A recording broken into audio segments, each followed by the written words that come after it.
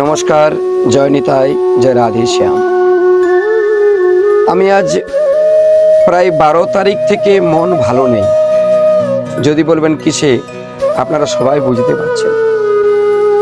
গত 12 জুন দুপুরবেলায় যে বিমান দুর্ঘটনাটি হয়েছিল আহমেদাবাদে, আজকে আহমেদাবাদ বিমান দুর্ঘটনা নিয়ে কিছু কথা বলতে এসেছি। সোশ্যাল মিডিয়ায় দেখে দেখে কোনো সময় আনন্দ লাগছে, আবার কারো কারো কথা শুনে খুব দুঃখ লাগছে। দুঃখ কি, কোনো মিডিয়ারা দেখাচ্ছেন 242 জন বিমানের যাত্রী মারা গেল, সে নিয়ে কোনো গল্প হচ্ছে না। গল্প হচ্ছে কি, কোথায় একটা শ্রীমদ্ ভাগবত গীতা ওটা পুড়ে নাই, সে নিয়ে আলোচনা, উল্টো পাল্টা যা ইচ্ছা সবাই করছে। আমার আজকে বিশেষ কিছু কথা বলার আছে, জানি না কতটা ভালো লাগবে আপনাদের, কতটা কেমন লাগবে। আগে আমরা জানবো যে হোয়াট ইজ লাইফ, জীবন কি। জীবন হলো মৃত্যুর কাছ থেকে ধার নেওয়া কিছুটা সময়, just some time borrowed from death. তা মৃত্যুর কাছ থেকে যখন আমরা কিছুটা সময় নিয়েছি ধার নেওয়া মানে কোনোদিন না কোনোদিন ও নিয়েই নেই। তাহলে আমরা বুঝতে পারলাম পরিষ্কার যে আমরা মৃত্যু আমাদের অবধারিত। তাছাড়া শাস্ত্র, বেদ, তত্ত্ব মহাজনরা প্রায় বলে থাকেন যে সংসার অনিত্য আর মরণ হলো সত্য, সত্য হলো হরির নাম। অনেক কিছু শুনেছি আমরা। তাহলে বড় দুঃখের বিষয়, ফুলের মতো শিশু, কত সাধু ব্যক্তি, কত মহান গুণীজন, ডাক্তার, মহান ব্যক্তিরা বড় স্বপ্ন নিয়ে প্লেনে যাত্রা করব বলে চড়েছিলেন ওই বিমানে।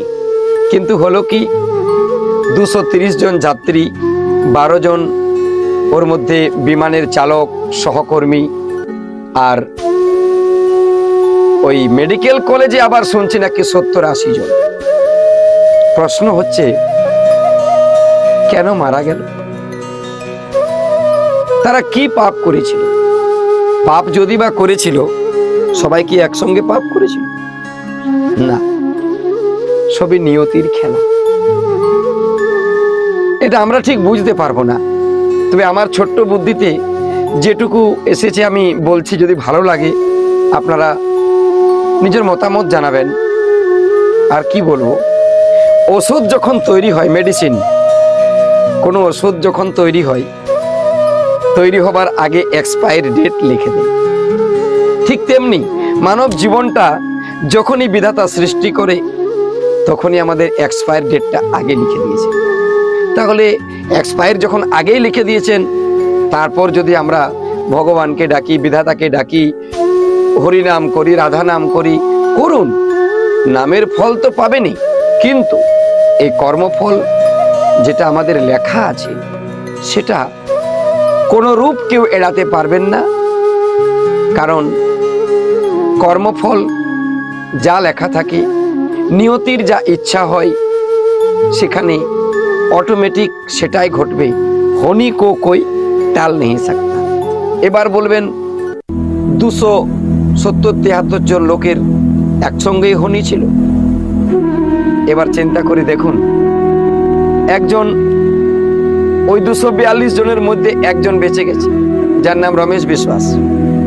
উনি এমার্জেন্সি এক্সিট থেকে বের হয়ে বেঁচেছেন। কি করে বাঁচলো? নিয়তি। ভূমি চৌহান, ওনার আসতে একটু ট্রাফিকে লেট হয়ে গেছিল 10 মিনিট। কত অনুনয় বিনয় করলো ওটাতে চাপার জন্য, কত রিকোয়েস্ট, কিন্তু নিয়ম আছে। ফ্লাইটে যারা যাত্রা করেছেন, নিয়ম আছে, ওখানের বোর্ডিং পাস চেক আপ বন্ধ হয়ে গেলে আর ভেতরে কোনো যাবার আশা নেই। হ্যাঁ, এটা আমিও দেখেছি। কারণ একবার ঢুকলে আর বেরোতে পারবেন না, একবার বেরোলে আর ঢুকতে পারবেন না, কোনো পাস দিয়া হয় না। তাহলে আমরা পরিষ্কার বুঝতে পারলাম যে যে ভূমি চৌহান ওনার ট্রাফিক নিয়তি, যিনি এক্সিট থেকে বের হয়ে বেঁচে গেলেন নিয়তি। কথাগুলো ঠিক কানে ঢুকছে না। আবার দেখবেন হঠাৎ করে কালামি বৃন্দাবনের একজন মহারাজ, যাকে আমি আদর্শ মানি, যার কথা আমার খুব ভালো লাগে, যার কিডনি দুটো খারাপ আছে, হলুদ সাজ পোশাক পরে, আপনারা সবাই জানেন, প্রেমানন্দ মহারাজ। ওনার একটা ফেক ভিডিও, মানুষকে কি বলবো, এআই থেকে ওটাকে কি যেন এডিট মেডিট করে ভুলভাল তথ্য দিয়ে দিচ্ছেন, কিন্তু উনি এই ভুল কথা বলেননি। সেসব কথা যাক, এখন প্রশ্ন হচ্ছে এত এত মানুষ মারা গেল, কিন্তু মিডিয়ারা করছেন কি, একটা শ্রীমদ্ ভাগবত গীতা সেটাকে নিয়ে তোলপাড় করে দিয়েছে। आप देख सकते हैं सब कुछ जल के खाक हो गया, राख हो गया, मर गया, बर्बाद हो गया, लेकिन ये गीता का कुछ नहीं हुआ। अरे अक्ल नहीं है, दिमाग नहीं है किसी का। सबसे अगर बेईमान बोलोगे ना, सबसे अगर गद्दार बोलोगे ना, तो इंसान से गद्दार और कोई नहीं। अब बताइए 500 रुपये का नोट देखिए कितना जला हुआ, देख सकते हैं, गड्डी के गड्डी। तो नोट को भी तो हम लोग लक्ष्मी मानते हैं, नारायण मानते हैं, वो कैसे जल गया भाई? है श्रीमद् भागवत गीता में भगवान का एक फोटो है, उस फोटो को ले जाके अगर चाय पीने खोजोगे आप, तो आपको चाय देगा? नहीं देगा। लेकिन 500 का नोट दे दो और उससे आप कुछ खरीद सकते हैं, आप अपना जीवन बचा सकते हैं। तो इससे जिंदा नारायण वो है। 500 টাকার নোটটা তো ওর থেকে ভালো। একটা নারায়ণের ছবি, একটা 500 টাকার নোট, দুটোর মধ্যে তো পার্থক্য আছে। তাহলে নারায়ণের ছবিটা বেঁচে গেছে, আর নারায়ণ যেটা অরিজিনাল 500 টাকার নোট সেটা জ্বলে গেছে। এইসব বাজে কথা শুনে না মাথাটা আরো বিভ্রান্ত হয়ে গেছে। এই মিডিয়াগুলোকে বলবো তোমরা খবর বন্ধ করে দাও, ঝুটমুট। কোথায় লাড্ডু গোপাল একটা বেঁচে গেল, হতে পারে কোনো কারণে দেবে গেছে, সেটা জ্বলে নাই। এসব কথাগুলো ছেড়ে দিন, আসল কথায় আসছি। কেন মারা গেল? কি তাদের কর্মফল ছিল? একসঙ্গে এত মানুষ মারা গেল, যাকে চিনতে পারছে না। চিন্তা করতে পারেন, রথী মহারথী যতই বড় হও না কেন, নিয়তি আর সময় আর কাল যখন আপনাকে ডাকবে। একটা গান আছে, উপরওয়ালা ডাকবে যেদিন, কারোর বাধা মানবে না। ঠিক তাই, উপরওয়ালা ডাকবে যেদিন, কারোর বাধা মানবে না। মায়ার বাঁধন ছিঁড়ে সবাই দেখতে থাকবে, আপনাকে চলে যেতে হবে। প্রমাণ, এটা হয়তো মাথায় ঢুকছে না। এত এত মানুষ একসঙ্গে মারা গেল, কেন তারা একসঙ্গে গেল? সবাই একত্র হয়ে ফ্লাইটের মধ্যে ঢুকেছে। একটা শিক্ষণীয় গল্প শুনুন, ভিডিওটাকে স্কিপ করবেন না, টানবেন না। এই গল্পটা থেকে বুঝতে পারবেন যে 273 জন 74 জন যাই হোক জনসংখ্যায় যত ছিল, এরা একসঙ্গে মারা গেল কেন? মৃত্যু একটা এমন জিনিস, যদি আপনি জেনেও যান যে আমার কালকে মৃত্যু আছে, আপনি বাঁচতে পারবেন? পদ্মপুরাণের কথা, চাঁদ সদাগর লক্ষিন্দরের জন্য লোহার বাসঘর তৈরি করছে, বাঁচাতে পারল না, কাল সাপে দংশন করল। মৃত্যু তো হবেই, কারণ মৃত্যু একটাই চিরসত্য আছে। এবার গল্পটা শুনুন, বড় দামি গল্প। একটি পায়রা, পায়রা তো সবাই বুঝেন, হিন্দিতে কবুতর বলে, তা পায়রা তো সবাই চেনেন বা জানেন। একটা পায়রার মৃত্যু লিখে দিয়েছিল 4.5 দণ্ড সময় আছে। পায়রাটাকে বলে দেওয়া হলো 4.5 দণ্ড পরেই মারা যাবে। পায়রাটি জীবনের জ্বালায় যমলোকে পৌঁছে গেলেন। ধর্মরাজ যেখানে মৃত্যুলোক, সেই দরজার এই পারে দাঁড়িয়ে পায়রাটি অনুনয় বিনয় করছে ধর্মরাজকে, আমাকে বাঁচিয়ে নিন, আমি আর 4.5 দণ্ড পরে মারা যাব, আমার ছোট ছোট বাচ্চারা আছে। ধর্মরাজ হেসে বলল, এই মৃত্যু লোকে যার মৃত্যু লেখা হয় তাকে তো আমি আর কিচ্ছু করতে পারি, পায়রাটি সঙ্গে সঙ্গে ওখান থেকে পালিয়ে গেলেন। ওই 4 দণ্ড পরে 4.5 দণ্ড পরে মারা যাবে সেই সময়ের মধ্যে ছোটাছুটি করছে, বাঁচবো কি করে। যেমন ফ্লাইটের ভিতরে হচ্ছিল, ধোঁয়াতে জর্জরিত হয়ে যাচ্ছে, চিৎকার করছে, কেউ মাতা রানীকে ডাকছে, কেউ ভগবানকে ডাকছে, কিচ্ছু উপায় নেই, কারণ মৃত্যুর কাছে সবাই বন্দী। এবার ওই পায়রাটি চরণাশ্রিত হলেন স্বয়ং নারায়ণের। নারায়ণ গরুর বাহনে আসছিল, হঠাৎ করে পায়রাটি দণ্ডবোধ জানিয়ে আর নারায়ণকে বললেন, প্রভু। নারায়ণ বললেন, কি ব্যাপার? বলল, আমি আর একটু পরেই মারা যাব, আমাকে বাঁচার কিছু উপায় বলে। দেখুন, ইম্পর্টেন্ট গল্প, কত সুন্দর কথা। পায়রাটি যেই না ভগবানকে বলেছে, ভগবান বলছে, আমি কি করতে পারি বলুন? পায়রা বলছে, আপনি সবই করতে পারেন, আপনার হাতে জীবন মরণ আছে। ভগবান বলল, মৃত্যু আমার হাতে নেই, আমাকেও মরতে হয়। তা পায়রাটি বলছে, তাহলে আমি কি মরে যাব? ভগবান বলছেন, তাহলে বলো পাখি, তুমি যা বলবে আমি সেটাই করব, কি করলে তুমি বাঁচবে। দেখুন, এই যে ভূমি চৌহান, ইনি ট্রাফিকে দেরি হওয়াতে বেঁচে গেল। মাত্র 10 মিনিটের জন্য, যেখানে বিমানবন্দর প্রত্যেকটি অফিসারকে হাত জোড় করছিল, প্লিজ মুঝে জানিয়ে দিজি, আমাকে যেতে দিন, আমার ফ্লাইটে এত ভাড়া নষ্ট হয়ে যাবে, এত টাকার টিকিট নষ্ট হয়ে যাবে, আমি না গেলে কাজ ক্ষতি হয়ে যাবে। কিন্তু মৃত্যু ওর লেখা নাই, এজন্য তাকে ট্রাফিক নিয়তি। রমেশ বিশ্বাস, উনি কি জানতে পারলেন আমি মরে যাব? এক্সিট, এমার্জেন্সি এক্সিট খুলে বেঁচে গেলেন। কিচ্ছু না,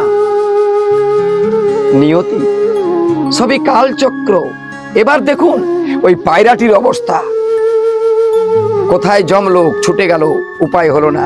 নারায়ণের শ্রীপাদ পদ্মে এসে হাজির, উপায় হচ্ছে না।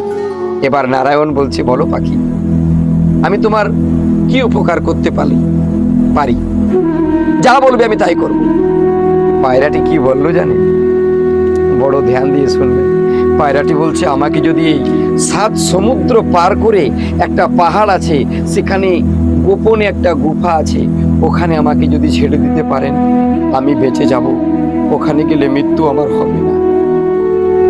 নারায়ণ এত কম সময়ের মধ্যে ওকে পৌঁছাবার জন্য গরুড়কে আদেশ করলেন, গরুড় তুমি কি পারবে পাখিটির কথা রাখতে? বলল, প্রভু। গরুড় পাখি বলছে, প্রভু ওর থেকে আরো কম সময়ের মধ্যে আমি পৌঁছে দেব। নারায়ণ বলল, পাখি চলো গরুড়ের কোলে বসে যাও। গরুড়ের পিঠে বসলেন, গরুড় সঙ্গে সঙ্গে তীব্র গতিতে উড়ে চলে যাচ্ছে। 7 সমুদ্র পার হয়ে এক নির্জন গুফার কাছে নিয়ে রেখে দিলেন। তার মৃত্যুর সময় কিন্তু এসে গেছে, আর কয়েক সেকেন্ড আছে।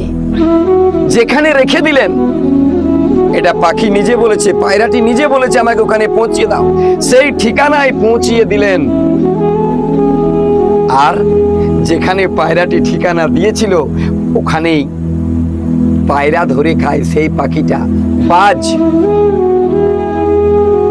বাজ বসেছিল। বাজ মানে যেটাকে ইংরেজিতে বলে ফ্যালকন, উনি শুধু পায়রা খায়। ওই পাখিটা ওখানেই বসেছিল। পায়রাটাকে যেই না গরুর ওখানে পৌঁছে দিলেন, তাপ করে নিয়ে গ্রাস করে। কি বুঝলেন? কি বুঝলেন? কিচ্ছু না, নিয়তি। কাল যখন তোমাকে ডাকবে, তুমি নিজে পৌঁছাবে ওখানে। ভাবতে পারুন, নারায়ণের শরণাপন্ন হয়ে নারায়ণকে আদেশ করছেন, আমাকে নিয়ে চলুন কোথায়? যেখানে তার মৃত্যু অপেক্ষা করছে। টিকিট করেছে 242 জনের, 230 জন টিকিট করে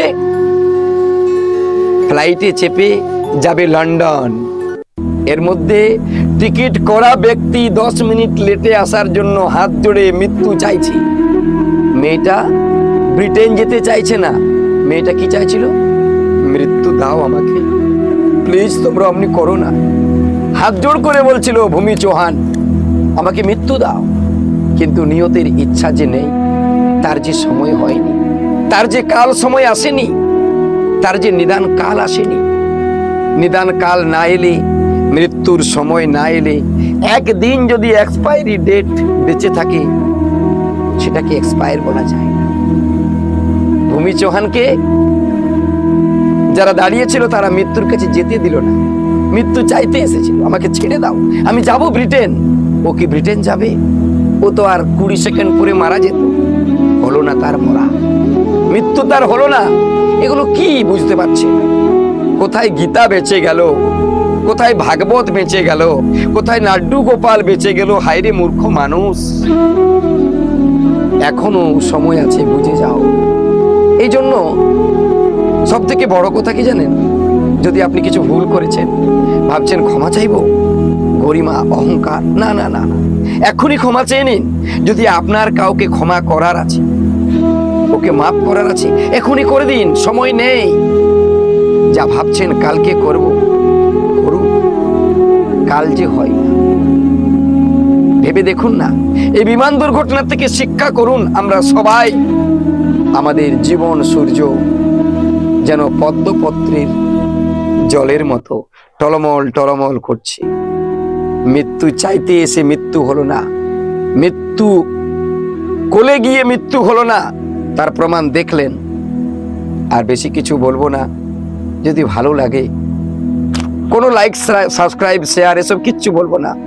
শুধু সুন্দর করে গল্পটি শুনে একটু শিক্ষা গ্রহণ করুন। মৃত্যু সত্য, চির সত্য।